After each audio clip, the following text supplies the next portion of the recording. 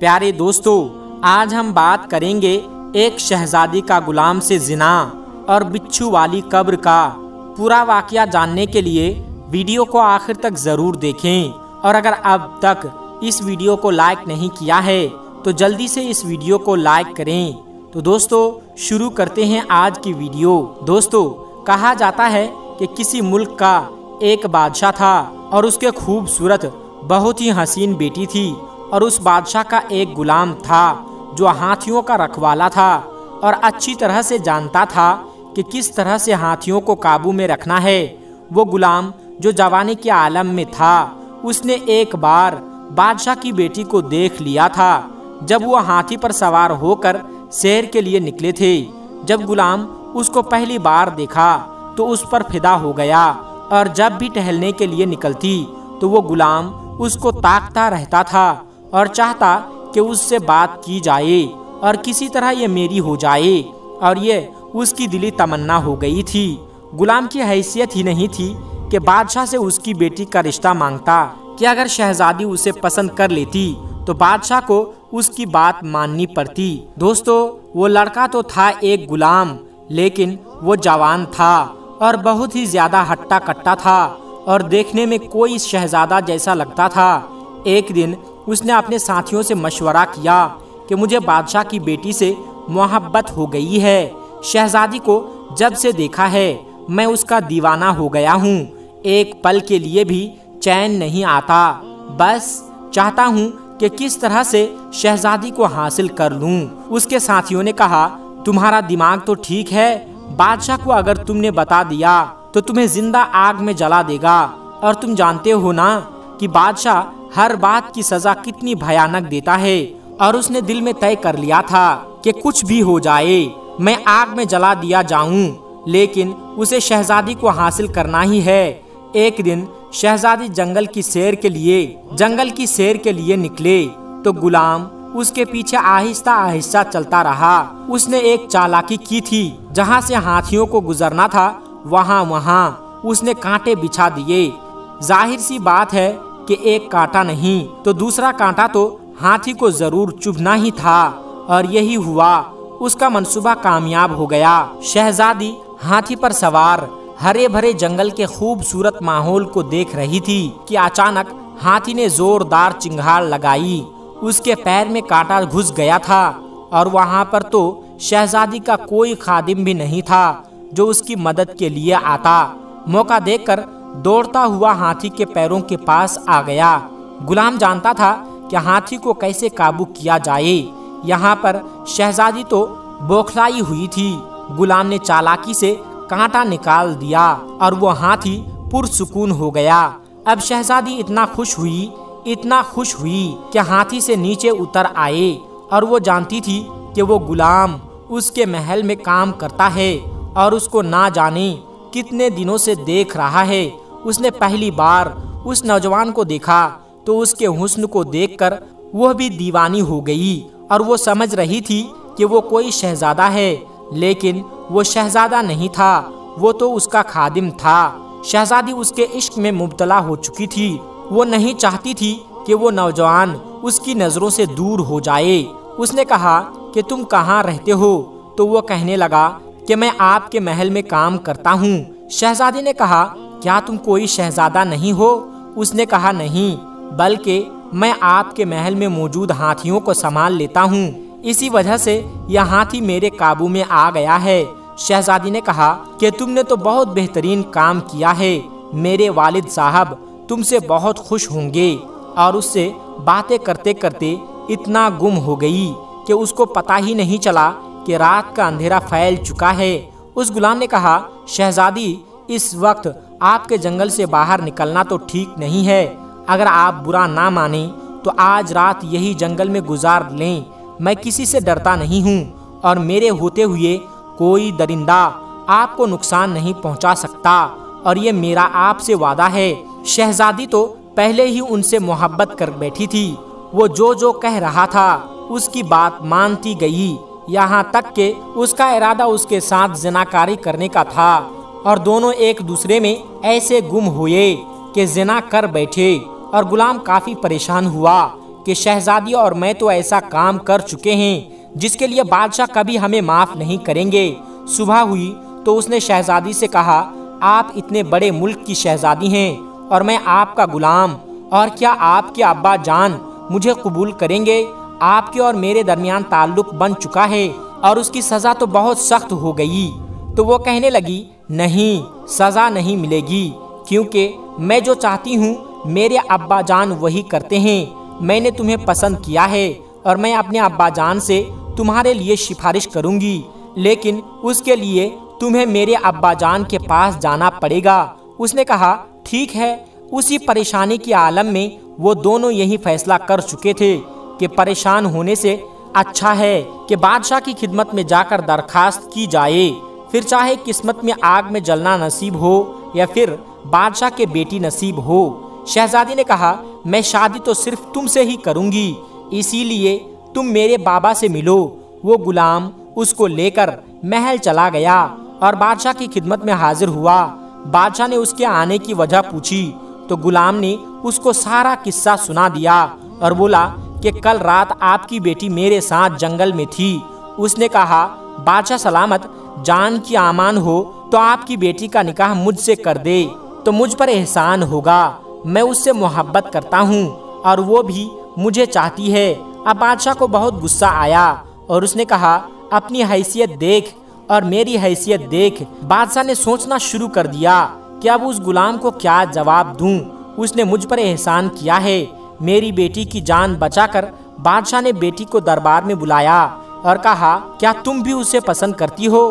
तो वो कहने लगी, जी हाँ, मैं उसी से निकाह करना चाहती हूँ और मैं उसके बगैर एक पल भी नहीं रह सकती। बादशाह समझ गया कि उसकी बेटी का जो फैसला है अटल है और वो अपने फैसले से पीछे नहीं हटेगी और उसको बरगलाने वाला यही गुलाम है। बादशाह ने सोच लिया कि उसके सामने ऐसी शर्त रखूंगा जिसे वो कभी पूरा नहीं कर पाएगा। उसने कहा कि तुम मेरी एक शर्त पूरी कर दो तो तुम्हारा निकाह अपनी एक लौती बेटी से कर दूंगा। अगर शर्त पूरी ना हो सकी तो याद रखना कि हमारे कानून के मुताबिक जलती हुई आग में तुम्हें डाल दिया जाएगा। अब फैसला तुम्हारे हाथ में है।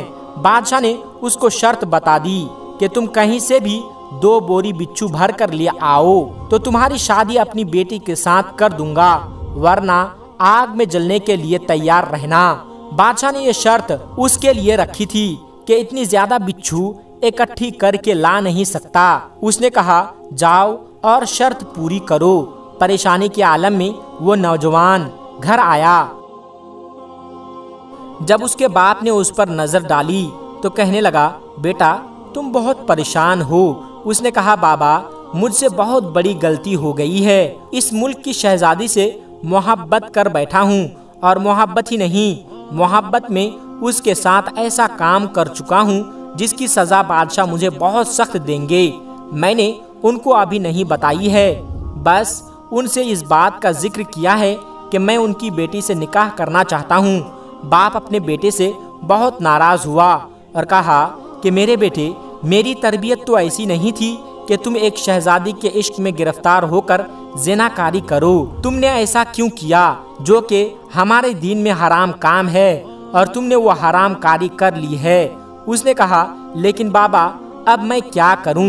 मैं शादी तो उसी शहजादी के साथ करना चाहता हूं ताकि उसकी कोई बदनामी ना हो। लोगों को पता चलेगा तो उनकी बहुत बदनामी होगी। आप मुझे बता दीजिए कि मैं इतने बिच्छू कहां से जमा करूं? आप मुझे ऐसी जगह बता सकते हैं? बाप ने कहा, अभी तो तुम काम पर जाओ, शाम को तुम मुझसे मिलना, मैं तुम्हें बिच्छू पकड़ने का तरीका बताऊंगा। वो गुलाम महल आ गया और अपना काम करने लगा। काम से फारिग होकर जब वो वापस घर आया तो उसका बाप उसका मुंतजिर था। बाप ने कहा, 2 बोरियां लाए हो जिसके लिए बादशाह ने हुक्म दिया है? दोस्त ने कहा कि जी हाँ। बेटे ने कहा, जी हाँ, बोरिया तो मैं लाया हूँ। अब आगे का तरीका आप मुझे बता दीजिए। बाप ने कहा, इस शहर में बहुत ही पुराना, तकरीबन 100 साल पुराना कब्रिस्तान है और उस कब्रिस्तान में फला जगह एक कब्र है। अब तुम उस कब्र पर जाना और कब्र से सारी मिट्टी हटाना और एक ईंट निकालकर बोरी का मुंह सुराख पर रख देना। जब एक बोरी का मुंह भर जाए तो उस बोरी का मुंह मजबूती से बांध देना। दूसरी बोरी को भी इसी तरह भर लेना और अच्छी तरह बंद कर देना। अगले दिन उस बेटे ने बाप की बात पर अमल किया और उस कब्रिस्तान में पहुंच गया। वहां जाकर उसको बहुत ज्यादा डर लग रहा था। जिस कब्र के बारे में उसे बताया गया था उसके पास गया। उसने वैसा ही किया जैसा उसे बताया गया था। उसने ईंट हटाई और वहां बोरी का मुंह रख दिया। उसे ऐसा लग रहा था कि अंदर बेशुमार बिच्छू हैं जो बोरी के अंदर जाते जा रहे थे, यहाँ तक कि वो बोरी भर गई। उसने फौरन उसका मुंह रस्सी से बांध दिया और फिर दूसरी बोरी ली और दूसरी बोरी कब्र से लगा दिया तो वो भी थोड़ी देर में भर गई। उस पूरे शहर में बिच्छू उस पूरे शहर में मौजूद नहीं हैं, लेकिन उस कब्र में बिच्छू बेशुमार मौजूद हैं। आखिर कब्र वाले ने ऐसा कौन सा काम किया था जिसकी वजह से उसे अजाब मिल रहा है कि उसकी कब्र में बिच्छू है।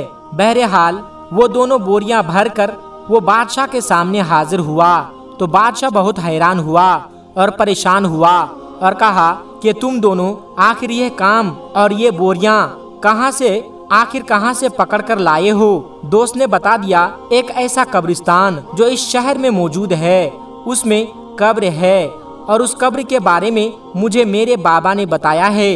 बादशाह ने कहा, फौरन अपने बाप को बुलाकर लाओ और मैं जानना चाहता हूँ कि जिस कब्र की निशानदही उसने की है आखिर उसमें कुछ मौजूद है और ये बात तो मुझे भी पता होनी चाहिए।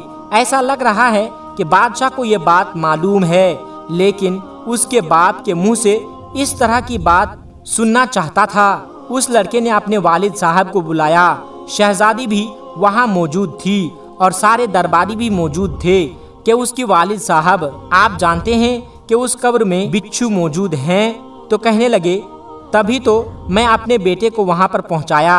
बादशाह ने कहा, आप मेरी शर्त को पूरा करना चाहते थे कि अपने बेटे को सिखाना चाहते थे कि उसने जो गुनाह कबीरा मेरी बेटी के साथ किया है क्या हो सकती है। आपने कहा कि यही समझ लीजिए, यानी मैं अपने बेटे को दिखाना चाहता था।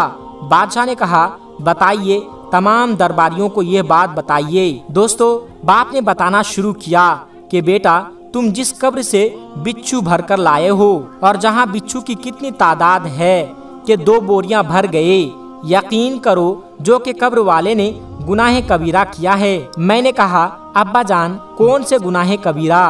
बाप ने कहा, जिनाकारी। एक बार नहीं बल्कि रातों को बदकारी किया करता था। इसी वजह से जब उसकी वफात हुई तो उस वक्त भी वो जिनाकारी कर रहा था और उसका बेटा बादशाह के पास आया और कहने लगा, मुझे माफ कर दीजिए, जानता हूँ कि मेरी कब्र में भी बिच्छू ही आएंगे। मैंने भी जिनाकारी की है, गलत काम किया है। अब वो समझ चुका था कि जिना करना कितना बड़ा गुनाह है, मगर बादशाह से कहने लगा, मैंने बहुत बड़ा गुनाह किया है और मेरी भी कब्र में बिच्छू आएंगे, लेकिन मैं आपकी बेटी से सच में मोहब्बत करता हूँ।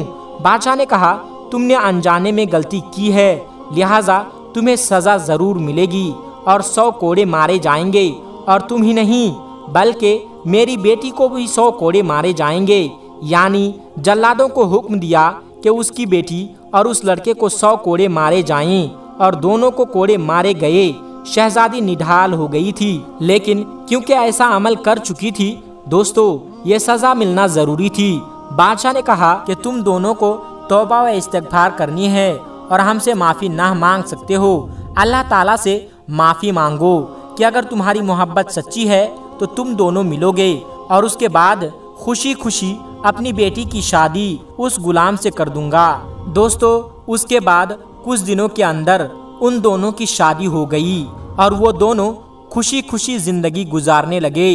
दोस्तों, इसलिए अल्लाह पाक हमें भी नेक अमल करने की तौफीक अता फरमाएं और बुराई से बचने की तौफीक अता फरमाएं। आमीन सुम्मा आमीन। आज की वीडियो में बस इतना ही। मिलते हैं एक फिर नई वीडियो के साथ। अस्सलामु अलैकुम व रहमतुल्लाहि व बरकातुहू।